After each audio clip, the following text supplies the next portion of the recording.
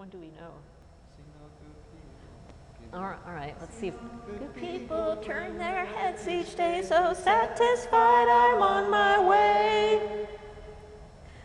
I've seen all good people turn their heads each day, so satisfied I'm on my way.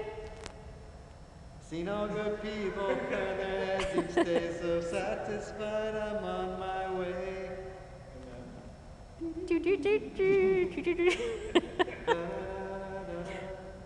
Some lovely melodies.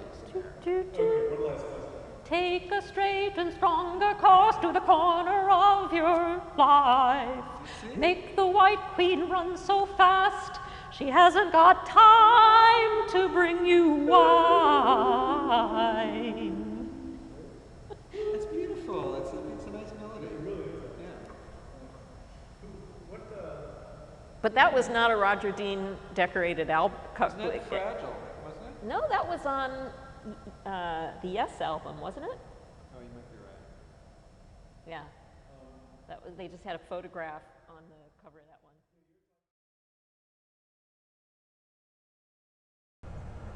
Artist. I've never really been very comfortable with the word artist. When I was growing up, being an artist meant you could draw. It was the kid in class that made perfect little drawings of race cars, superheroes. I couldn't do that. The best I could do, and this really wasn't until grade school, was to draw a joint with smoke coming out of it. Later on in college, I taught myself how to draw a sphere and a cube, but I've never really had that innate talent that people I thought of as artists had.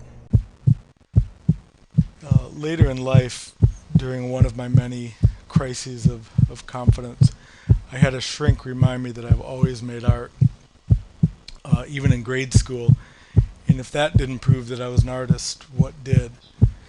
So I guess that because in 5th grade, when the science teacher gave us cameras and told us to take pictures, and I took a close-up of a marble and the long shadow it cast on the pavement, or when I was in high school and made an 8mm film about the experience of dropping acid and watching Star Trek for an English class, these are the things that make me an artist. And these are the memories I draw on to keep me going and remind me that I am, in fact, different, if not talented as well. So if I am an artist, if I'm going to use that word, even if I have to choke on it, how did I become one? It was certainly never a lifelong ambition. I was not one of those kids who knew from the moment I was born that I wanted to be an artist. In fact, I've never really known that I wanted to be anything. I've never had that certainty of purpose that might have driven me toward a goal and presumably made my life easier, or at least my failures more defined.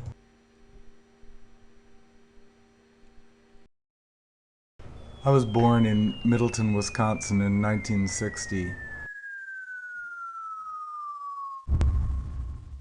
1960 was also the centennial celebration of the town of Middleton, which was then a small, semi-rural, semi-suburban town, around 5,000 people, 99% white, mostly Lutheran.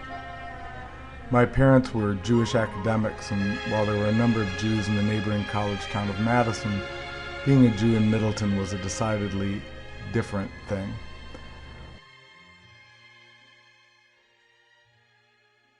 My father, an aggressively rational and cynical mathematician, was born in Germany in 1909.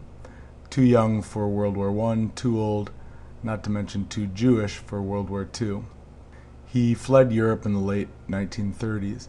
My mother, on the other hand, was a very emotional, touchy-feely social worker, 26 years younger than my father. Pretty much the only thing they had in common, other than their both being Jews, is that they were both deeply pessimistic and believed strongly that it was only a matter of time before the human race annihilated itself.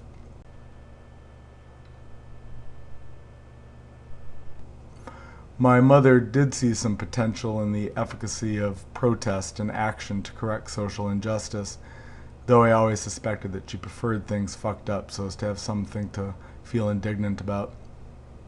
But my father was really too cynical to believe anything could be changed. They both pretty much hated all things having to do with popular culture. Needless to say, we had no TV. I was taught from day one to look with scorn at anyone that believed in God, and while we did open presents on Christmas morning, the same thing went for Santa.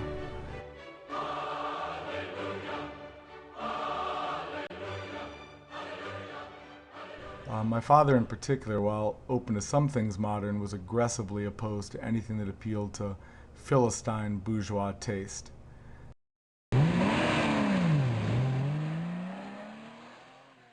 Their names were Wolfgang and Mona, and it's safe to say they were the only Wolfgangs or Monas in Middleton, probably in the state. They were different and I didn't like it. I got salami and black bread sandwiches in my school lunches.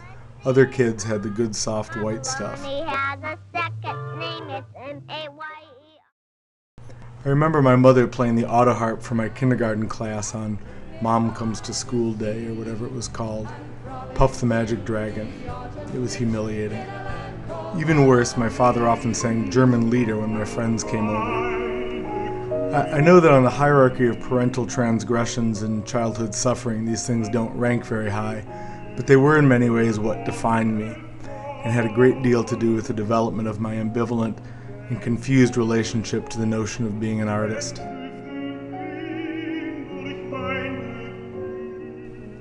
I was different, and I desperately wanted not to be. What I wanted was to assimilate into this world that I had been taught to hold in disdain.